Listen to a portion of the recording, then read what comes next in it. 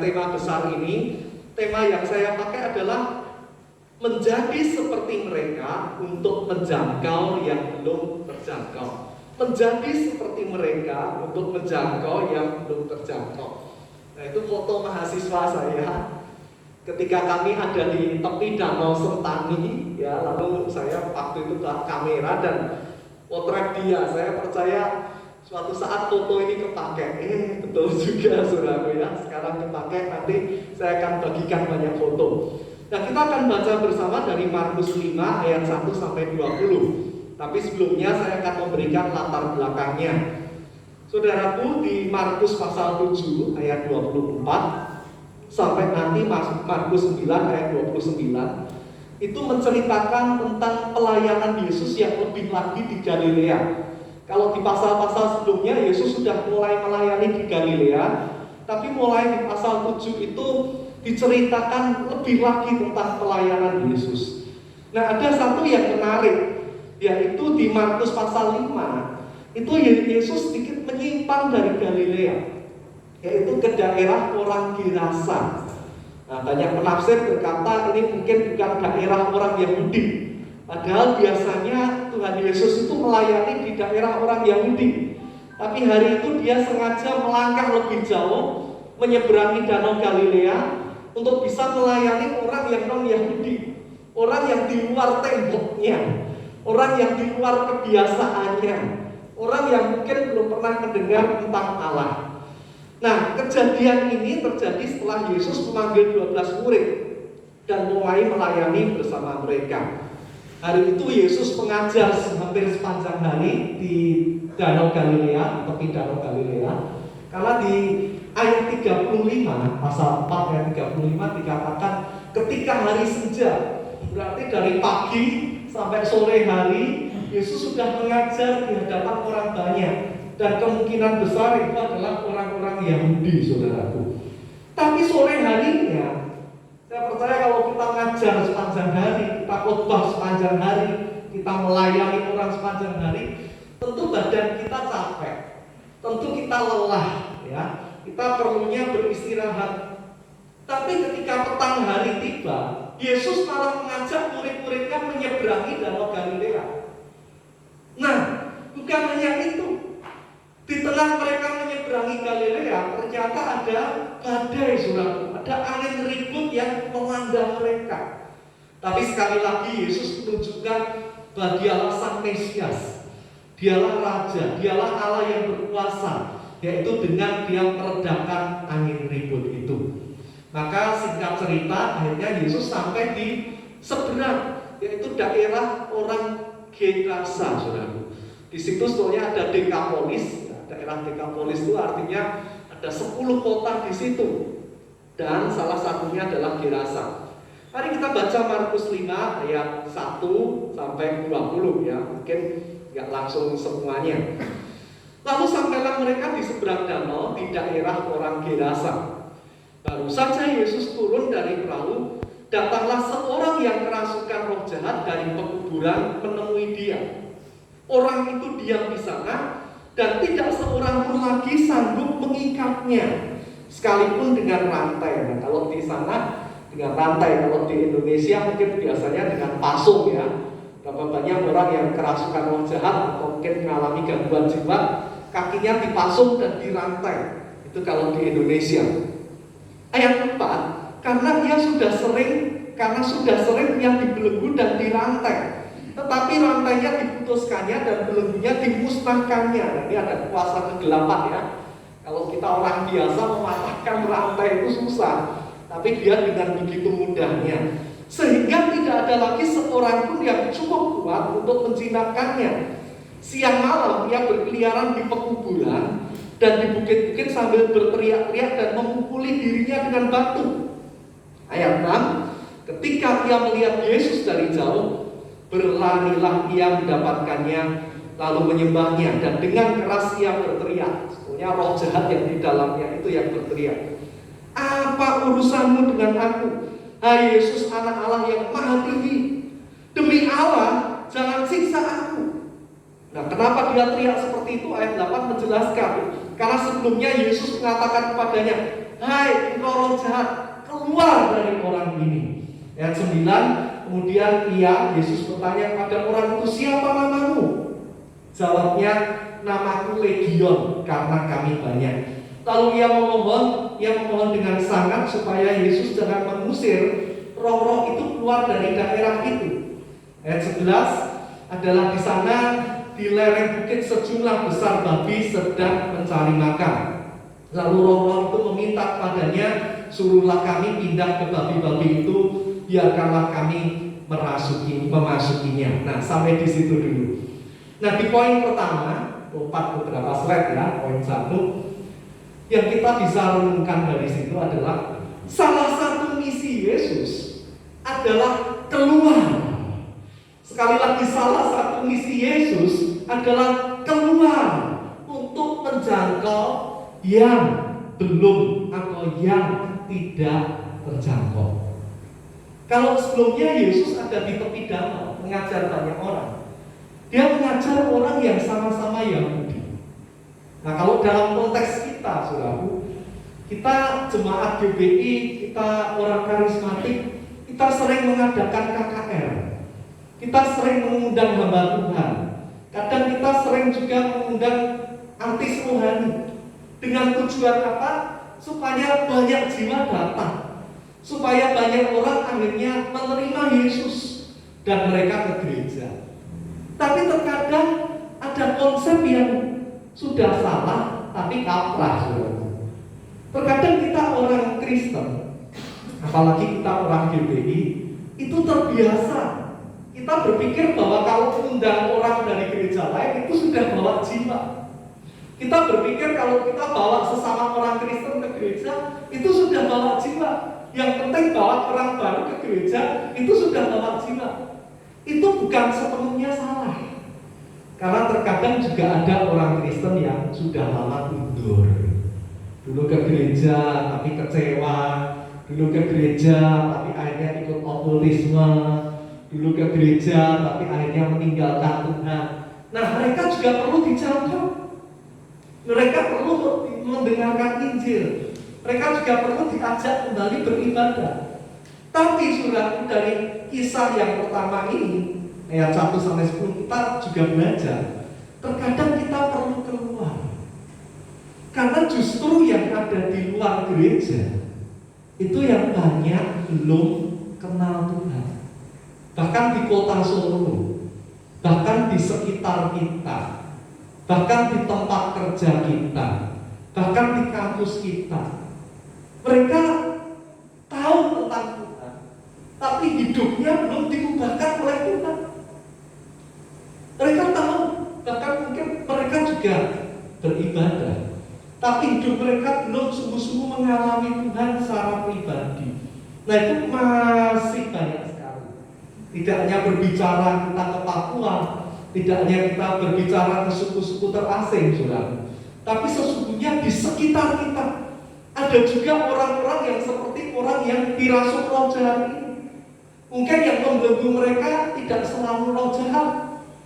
Bisa jadi mereka dibelenggu hutang, bisa jadi mereka dibelenggu sakit penyakit, bisa jadi mereka dibelenggu masalah rumah tangga dan hampir bercerai. Bisa jadi mereka dibelenggu oleh persoalan-persoalan yang lain dan mereka tidak punya teman bicara. 2 minggu ini, saudaraku, saya dihubungi beberapa orang dari Jakarta, dari mana, dari komunitas yang berbeda lagi, dari gereja juga. Hari-hari ini marak, di mana anak-anak remaja, anak-anak muda itu ingin bunuh diri. Dulu itu terjadinya di Jepang, di Korea, tapi hari-hari ini itu terjadi di Indonesia, di Jakarta, di Jogja, itu terjadi, saudara. Kemarin sore saya mencarikan konselor karena wanita ya, saya carikan teman yang wanita. Anak Tuhan juga, tapi sering mau bunuh diri. Nah, hari-hari ini banyak kasus bullying, bullying, kekerasan lewat sosial media, sehingga banyak orang itu depresi, banyak orang tertekan, banyak orang semuanya butuh Tuhan, butuh jalan keluar. Sama seperti orang tadi, tidak ada seorang pun yang bisa menangani dia lagi. Artinya dia ini sudah tidak terjangkau, karena semua orang sudah nyerah dengan dia. Tapi saudara perhatikan, sekalipun Yesus panjang hari sudah melayani, sekalipun Yesus dan murid-muridnya sebetulnya capek, sekalipun Yesus kalau mau nyebrang harus menghadapi badai, angin ribut, tapi Yesus tetap fokus mau jangkau orang banyak. Sekalipun di daerah itu ada babi, artinya saudara, orang Yahudi itu babi itu najis. Nah, kalau di daerah itu sampai ada yang pelihara babi, mungkin saja itu daerah yang non-Yahudi. Artinya Yesus harus masuk ke daerah yang bukan daerahnya. Yesus harus masuk ke komunitas yang berbeda dengan biasanya. Mungkin kalau konteks kita sekarang, kita ya biasanya ketemu orang Kristen. Kita biasanya bergaul dengan orang Kristiani, mungkin Katolik, mungkin Kristen. Tapi seperti Yesus hari ini ternyata ada orang di luar sana yang butuh Yesus.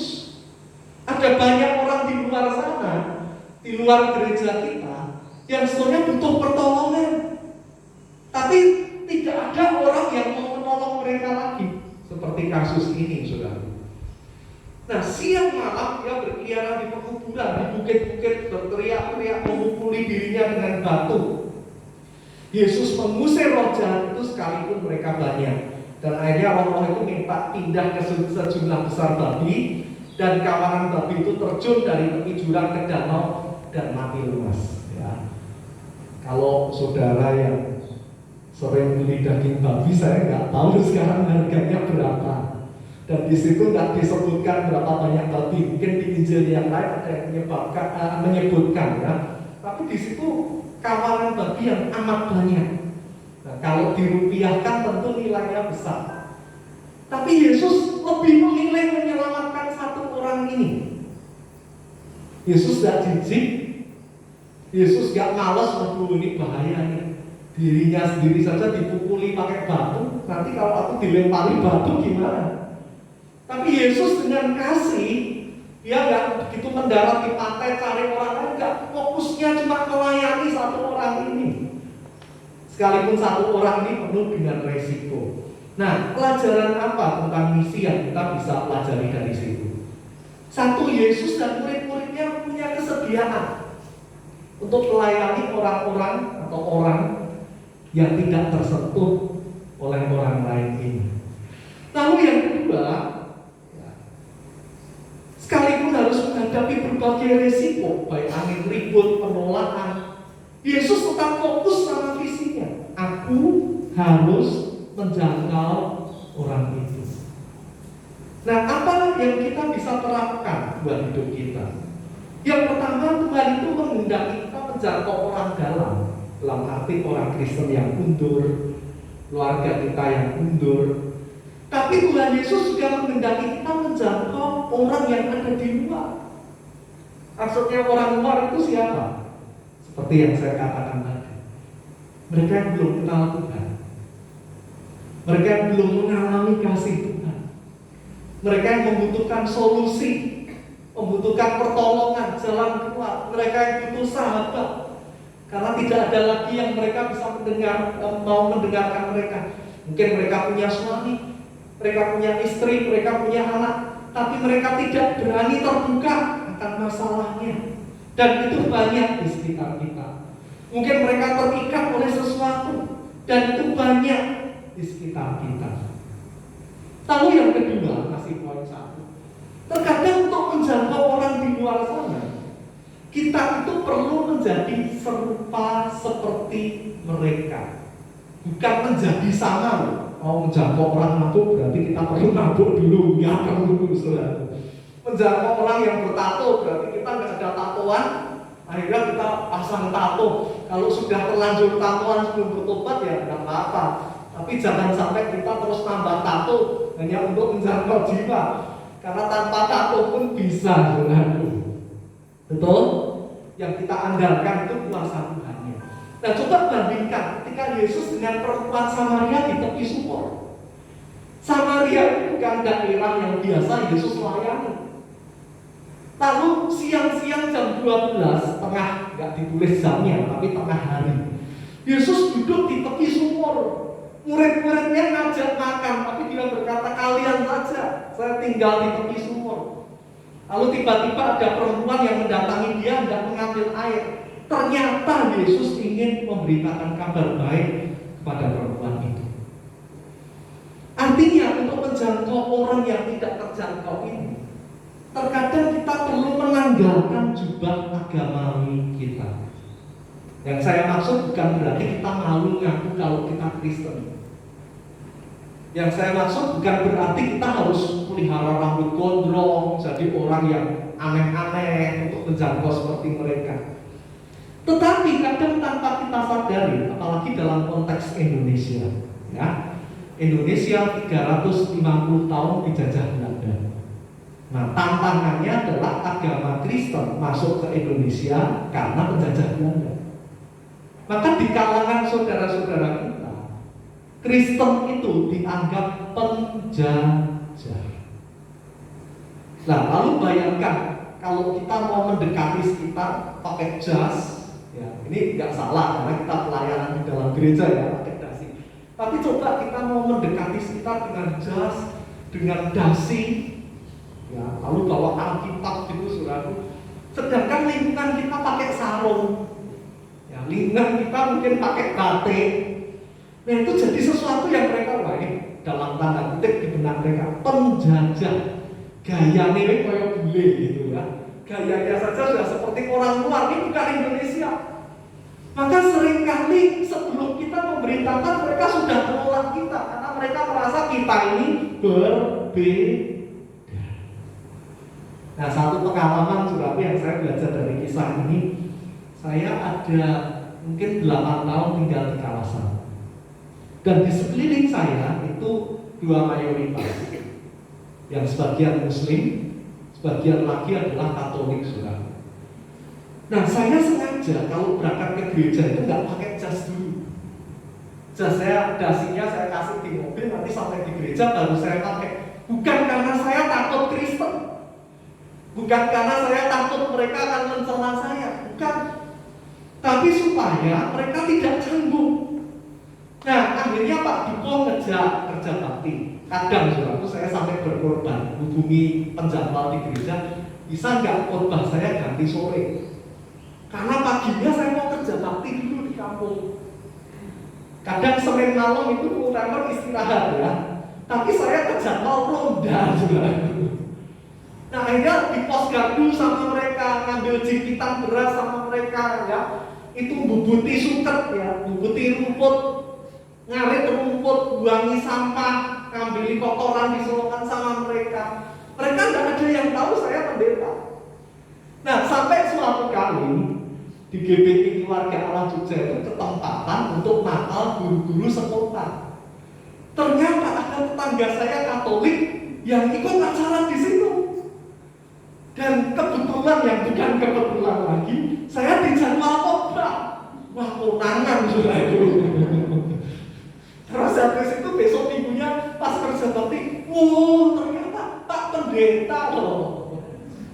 Tapi responnya sudah beda.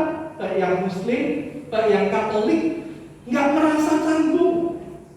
Tapi coba bayangkan kalau pertama kali saya tampil langsung pakai jas seperti itu, mungkin hati mereka sudah tertutup.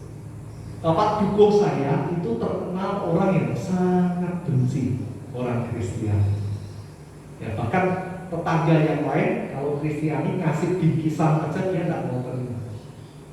Tapi anehnya, para tetangga tanya, kalau bapak ngasih bingkisan, kalau bapak bertamu ke rumahnya itu, Pak Duko kok baik banget ya?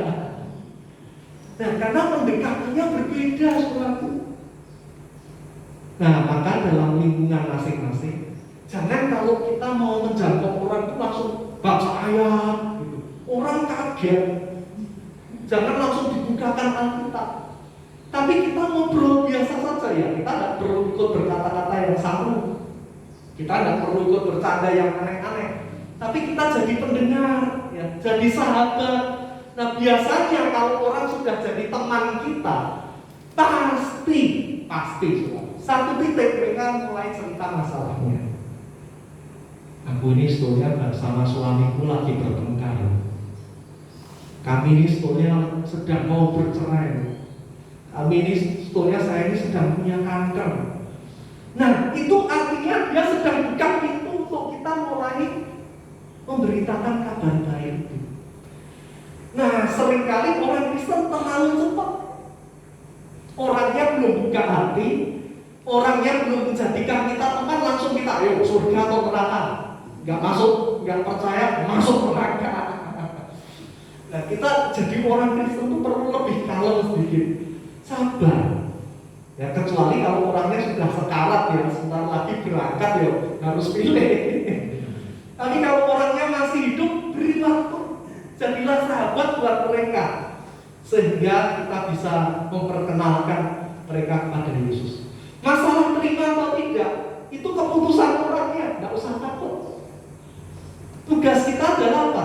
Memberitakan dan melayani. Tapi soal terima atau tidak, biarkan kuasa Tuhan dan orangnya yang memilih. Amin, saudaraku. Lalu yang ketiga yang kita bisa pelajari adalah kuasa Tuhan itu menyertai. Saudaraku, saya percaya Yesus memberi teladan bukan karena aku ini Tuhan loh, setannya takut. Bukan. Tapi Yesus sedang memberi teladan kepada murid-murid. Nanti sesuai dengan Matius 28 ayat 18 sampai 20.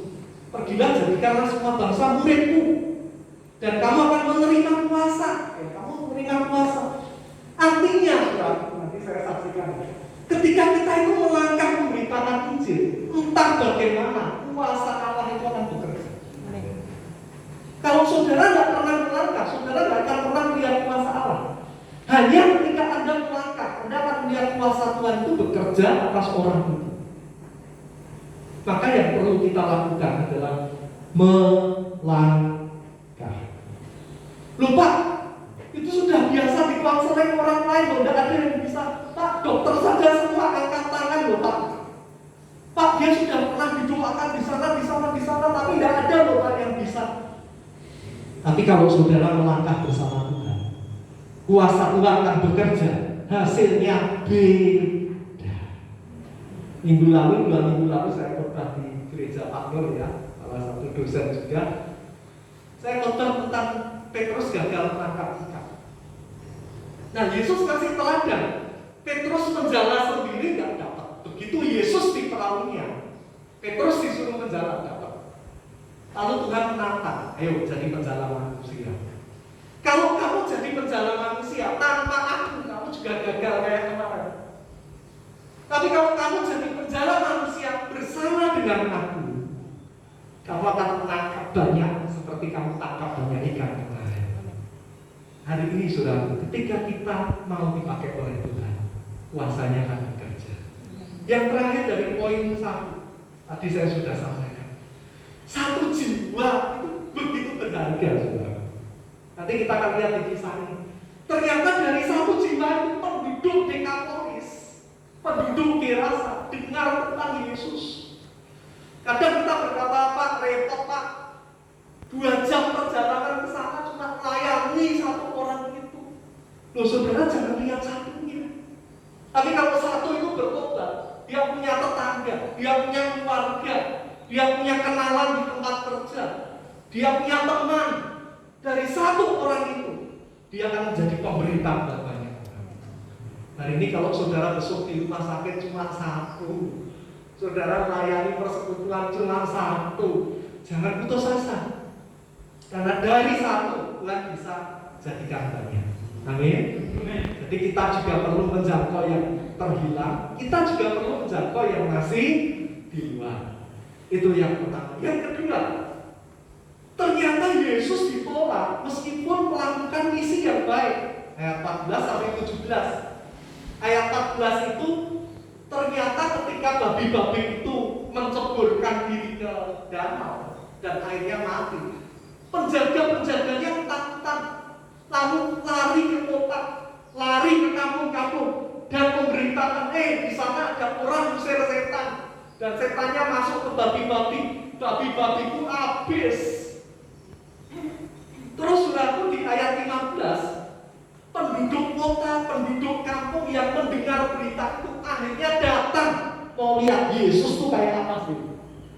Orang orang yang kerasukan itu apa sungguh-sungguh betul sudah dibebaskan. Mereka datang kepada Yesus. Lalu di ayat 16, mereka berkata, kami ini datang karena penjaga-penjaga babi itu memberitakan kepada kami apa yang mereka lihat. Lalu di ayat ke-17, namun sayangnya mereka melihat sisi negatifnya. Mereka tidak melihat, ini orang tadi kerasukan, sekarang sembuh. Mereka melihatnya, babiku rugi, babiku hilang. Aduh, aku bangkrut. Yang bisa dilihat mereka cuma sisi ekonominya. Mereka gagal melihat sisi rohaninya. Dan akhirnya mereka mendesak Yesus, mengusir Yesus pergi dari tempat itu. Nah, apa yang kita bisa pelajari tentang misi dari ini, saudara? Ternyata yang pertama, semua orang itu bisa dipakai. Kalau mau dipakai, penjaga babi pun sebenarnya memberitakan tentang Yesus. Walaupun yang diberitakan itu sisi negatifnya. Nah, saudara lihat sosial media sekarang yang lagi santer beberapa hari ini, ada seorang selebgram yang sedang dipanggil polisi karena lari dari karantina. Betul? Tiap kali buka sosial media, saya lihat ya, kalau di Instagram itu yang tampilan banyak, di kotak ini ada dia, di kotak itu ada dia, di kotak mana-mana ada dia, saudara. Nah, sekarang itu banyak orang jadi pemberita, tapi sayangnya yang diberitakan berita yang negatif. Kalau berita negatif cepat tersebar. Kalau berita negatif yang memberitakan banyak. Tapi kalau berita positif, gak banyak yang memberitakan. Nah, kita kadang ikut yang mana? Jangan-jangan kita termasuk seperti penjaga babi, memberitakan tapi negatifnya. Sehingga bukannya membawa jiwa terima Tuhan, tapi mereka kecewa dengan Yesus. Nah, hari ini marilah saudara, lewat hidup kita, lewat perkataan kita, lewat berita kita di sosial media, di Facebook kita, apa yang kita upload.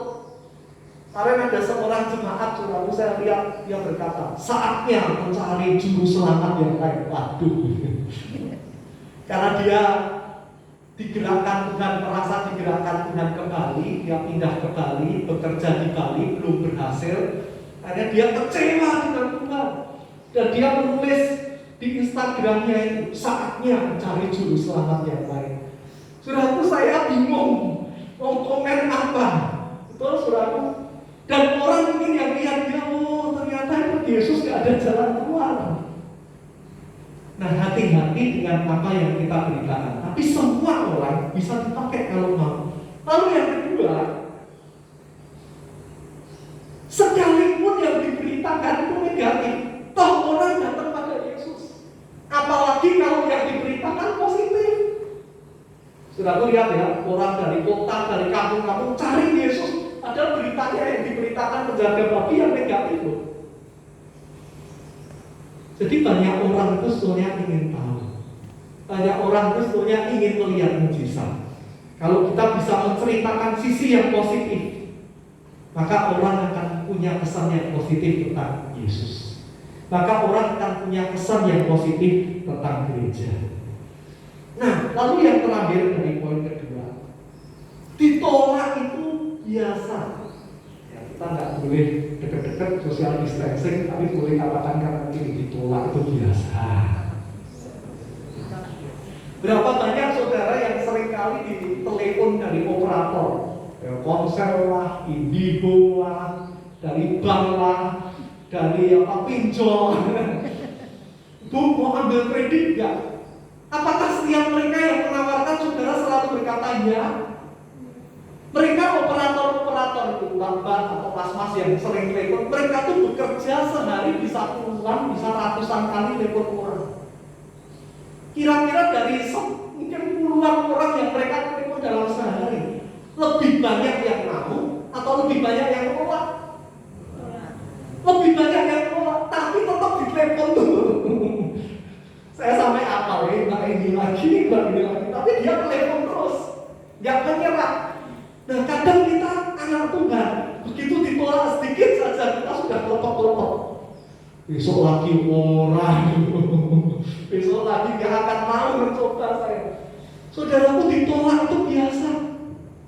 Karena apa? Kita kadang begitu tertolak. Karena di gereja biasa kita disenyumi, shalom Pak, shalom Bu. Di gereja biasa kita ketemu yang halus-halus. Sehingga begitu kita di luar ketemu yang sedikit berbeda, kita langsung tertolak. Padahal saudaraku, orang yang kelihatannya kasar, kelihatannya menolak kita, itu belum tentu akhirnya akan terus menolak. Tapi berita baiknya dari sini, saudara. Sekalipun banyak mereka menolak, ternyata satu orang yang dibebaskan dari roh jahat itu percaya pada Yesus. Jadi ditolak itu pasti, tapi juga pasti ada yang mau percaya. Yang ketiga, yang terakhir, Yesus mengutus orang Gerasa yang sudah dibebaskan itu menjadi misionaris. Ayat 18 sampai 20. Nah, pelajarannya, sekalipun banyak yang menolak, tapi toh ada satu orang yang menerima. Jadi saudara jangan takut untuk memberitakan. Mungkin memberitakan 10, 2 percaya. Mungkin memberitakan 20, 5 percaya. Mungkin memberitakan 30, 10 percaya. Tapi tidak apa-apa. Tetap ada yang akhirnya buka hati dan percaya. Kalaupun mereka tidak percaya hari ini, suatu saat benih itu pasti bertumbuh. Suatu saat benih itu pasti mengubahkan hidup mereka. Nah, saya punya kesaksian, saudara. Suatu kali selesai ibadah, pemain drum di gereja itu datang saya dan berkata, Pak, tahu saya nggak tahu loh. Tapi ingat saya enggak, Pak? Saya itu yang zaman dulu yang mana ya? Saya lupa. Karena banyak ketemu orang. Bapak ingat enggak? Dulu ada satu mahasiswa yang kalau dijemput Bapak kelompok sel ke gereja mesti tidur. Terus besok pagi minggu depan dijemput mandi, ditunggu, selesai mandi lompat pagar, sudah hilang. Besok lagi datang satu kelompok sel, datang sekali kelompok sel. Habis itu 7 tahun hilang, Pak. Itu saya, Pak. Akhirnya saya suatu hari disentuh Tuhan. Saya ingat Bapak dan saya ke gereja. Sekarang saya sudah pelayanan Tuhan. Nah, saudara, yang Tuhan ingatkan ke saya begini. Kadang kalau ngajak orang ke gereja proposal, kadang orangnya mundur, orangnya nolak. Kadang kita berhenti berdoa. Tapi yang Tuhan ajarkan pada saya, dia mau tolak, saya terus doakan. Karena Injil itu tidak pernah sia-sia. Karena misi kita tidak pernah sia-sia. Nanti ada saatnya dia matang, tuayan itu sudah matang. Dia akan menyerahkan diri pada Yesus.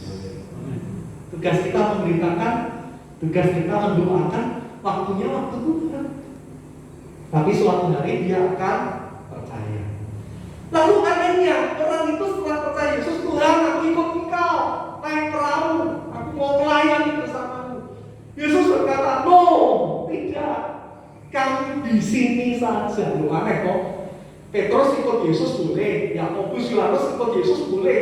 Orang dirasa mau ikut Yesus malah ditolak, saudaraku. Kenapa Yesus menolak? Yesus berkata, kamu memberitakan Injil di sini saja. Karena orang setempat itu lebih efektif untuk memberitakan Injil.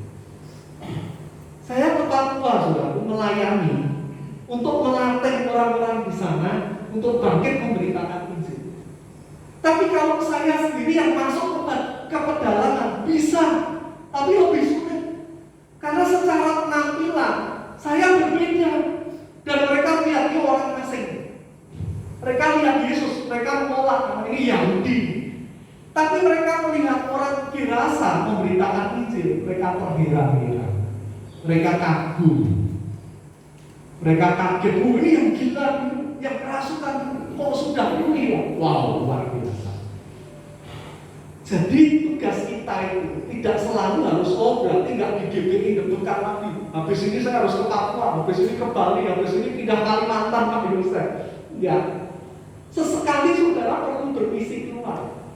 Tapi nanti ketika ada orang setempat yang bertobat, itu bagiannya orang itu yang akan meneruskan. Jadi gereja bertambah, bukan pindah gereja, tapi gereja semakin bertambah, kerajaan Allah semakin diperluas. Amin. Nah, terus saya akan tutup dengan yang keempat. Misi itu akhirnya adalah penanaman gereja. Boleh katakan amin? Dari zaman dulu tuh gereja sama misionaris itu ribut. Karena gereja merasa misionaris itu yang di luar sana. Gereja merasa kita harus di dalam sini. Sebetulnya dua-duanya kerjasama. Kalau sudah dapat di luar, ujungnya harus ke gereja.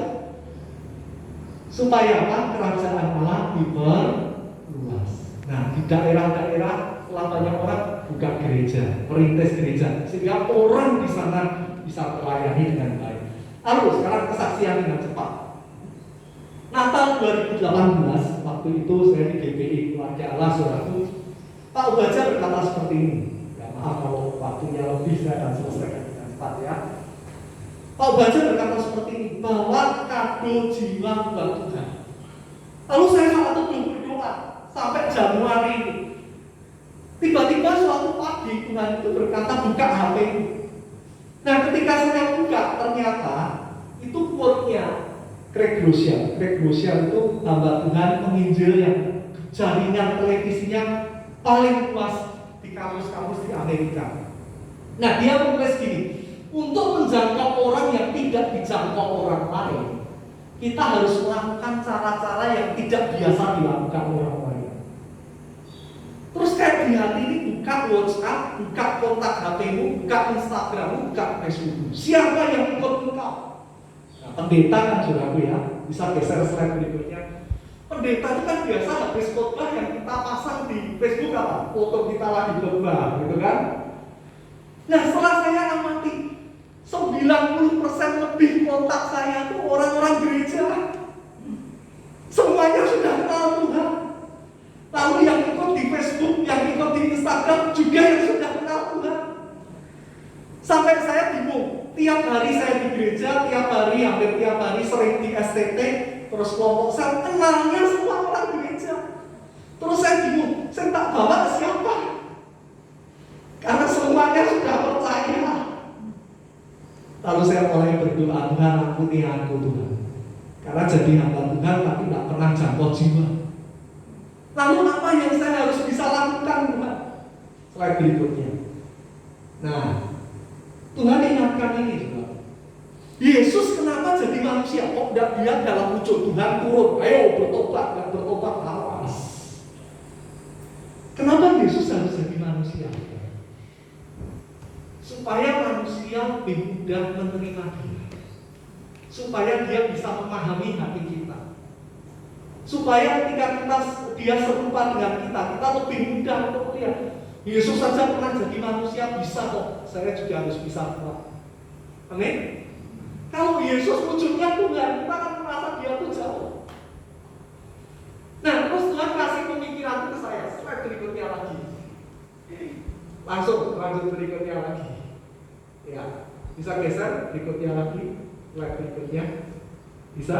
Oke. Jalan lagi, ya. Terus Tuhan itu ingatkan, pakai kamera lu, beritakan Injil kok pakai kamera. Iya pakai kamera, nanti pokoknya lewat itu Injil akan diberitakan. Betul sudah. Suatu kali dari gereja menugaskan saya ke Samarinda. Nah, waktu itu ada pesawat yang terbang dari Jogja ke Samarinda. Nah, waktu naik pesawat saya sama aja satu konselor, saya potret-potret di situ. Selesai potret mendarat, saya dikasih tahu Pak, fotonya diupload karena maskapai itu sedang ada lomba foto. Lalu saya upload juga, singkat cerita. Terus pendeta di sana berkata, Pak, kalau bisa Bapak dapat mujizat tiket lagi karena di GPI Keluarga Allah itu ada yang bisa nganta Pak, dan gereja tidak mampu untuk keluar biaya tiket. Karena di sana orang tambang, jemaatnya baru 20-an. Gerejanya saja dari triplek Pak. Tolong Bapak bisa dapat tiket sendiri untuk melayani ke sana. Lalu di kamar hotel saya berlutut, Tuhan pakai aku untuk melayani mereka. Adakan mujizat karena gereja tidak punya biaya untuk tiket. Mereka orang-orang tidak punya. Sudah jam 12 malam diumumkan saya menang juara nasional dapat tiket pulang pergi sak hotelnya sudah boleh kasih tepuk tangan. Jadi melayani di sana gereja tidak bayar. Saudaraku dari situ dipanggil kan terima hadiah, manajernya itu saudara saya. Sampai hari ini jadi teman saudara. Dan ketika pesawatnya rusak, Pak Pendeta doakan pesawatnya banyak patah. Besok lagi Pak Pendeta doakan kacanya retak. Pak ini mau buka rute baru, datang ke rumah. Enaknya buka Banjarmasin atau teman. Saya berpikir aku ini pendeta atau penasihat penerbangan.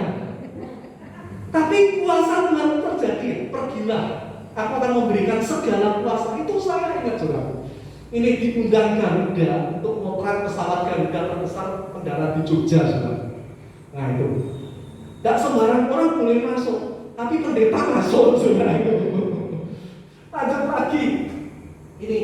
Ini ketika pesawatnya dari Papua Nugini, negara Papua Nugini ngirim family ke Jogja, pengusaha Klaten ekspor impor family sudah. Nah suruh motret ini, itu masuk boleh jalan-jalan di bandara. Biasanya orang foto pesawat itu dikejar-kejar petugas keamanan, kali ini dinaik kebak, diputer-puternya bebas di bandara sudah. Lanjut lagi. Nah banyak yang muslim yang tengah itu manajernya Garuda di Jogja. Yang sebelah sini itu sekretarisnya Angkasa Pura Bandara di Jogja, saudara. Ya, dan banyak di situ bukan anak Tuhan. Tapi yang sebelah saya beberapa itu anak Tuhan. Jadi ketua-ketua nasional fotografer pesawat itu anak Tuhan. Dan memang kami punya misi di situ, saudara. Ya, next lagi.